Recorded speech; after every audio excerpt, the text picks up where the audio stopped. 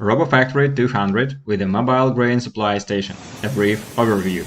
We have installed a grain feeding station and a conveyor on wheels. This allows you to change the position and layout of the RoboFactory line. You can stretch it into the long line or place it compactly in the form of the square. Two vortex popcorn machines, RoboPop 220, produce up to 200 kilograms of plain popcorn per hour. The popcorn factory is fully automated, including the loading of raw materials into the box of RoboPop 220. One operator is enough to service the entire line.